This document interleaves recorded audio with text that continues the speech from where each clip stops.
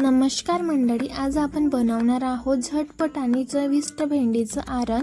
ही भाजीच करायला सोपी, लागायला मस्त आणि जेवणासाठी एकदम परफेक्ट आहे। चला तर मग सुरुवात करूया। सर्वात पहिले आपण घेतलेले आहेत भेंड्या। भेंड्याला आपल्याला मोठ्या मोठ्या तुकड्यामध्ये कापून घ्यायचं आहे। त्याच्यानंतर टमाटर कापून घ्यायचं आहे, कांदा देखील कापून घ्यायचा आहे छोट्या छोट्या तुकड्यामध्ये। त्याच्यानंतर लसणाच्या पाकळ्या देखील कापून घ्यायच्या आहे छोटे छोटे तुकडे।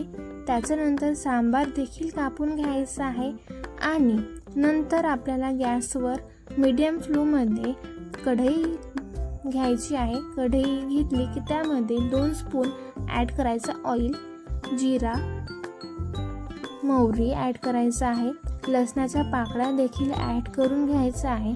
ते थोडंसं शिजलं की त्यामध्ये आपल्याला घ्यायचा आहे कांदा देखील ॲड करून घ्यायचा आहे।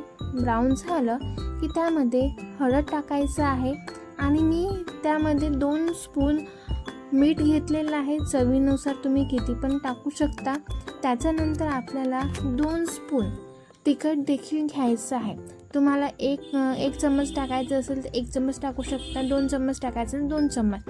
आणि त्यामध्ये कढीपत्ता ॲड केलं, टमाटर ॲड करून घ्यायचा आहे आणि मिक्स करून घ्यायचं आहे आणि कापलेल्या भेंड्या तिथे ॲड करून घ्यायचं आहे।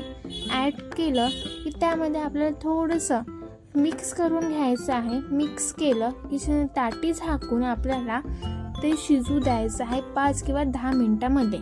त्यानंतर एखादी बाउल घ्यायची आहे, त्या बाउलमध्ये 2 किंवा 3 स्पूनमध्ये आपल्याला तांदळाचं पीठ घ्यायचं आहे आणि थोडं थोडं पाणी टाकून ते मिक्स करून घ्यायचं आहे। ते मिक्स करून घेतलं की त्यामध्ये आपल्याला बघा आपली भेंडी एकदम रेडी झालेली आहे, शिजलेली आहे छान मऊ प्रमाणे। त्यामध्ये पाणी ॲड करायचं आहे 2 किंवा 3 ग्लासमध्ये। जर 2 ग्लास टाकले असेल तर सफिशियंट आहे आणि त्यामध्ये थोडंसं आपल्याला शिजू द्यायचं आहे ताटी झाकून। ताटी झाकलेली आहे, आता उघडून घ्यायचं आहे। त्याला उकळी आलेला आहे। उकळी आल्यावरच आपल्याला तो तांदळाचं पीठ जो आपण केलं होतं तो ॲड करून घ्यायचा आहे। अशा प्रकारे ते ॲड केलेली असते। त्याच्यानंतर 5 किंवा 10 मिनिटांमध्ये आपली भाजी तयार होते। अशा प्रकारे भेंडीचं आरण तयार झालेलं आहे। ही भाजी चपाती, भाकरी किंवा डब्यासाठी एकदम मस्त आहे। जर तुम्हाला ही रेसिपी आवडली असेल तर लाईक करा, शेअर करा आणि सबस्क्राईब करायला विसरू नका। अशाच प्रकारे आम्ही वेगवेगळे रेसिपी तुमच्यासाठी घेऊन येणार आणि तुम्ही आम्हाला कळवा की पुढच्या वेळेस कोणती रेसिपी घ्यायची आहे।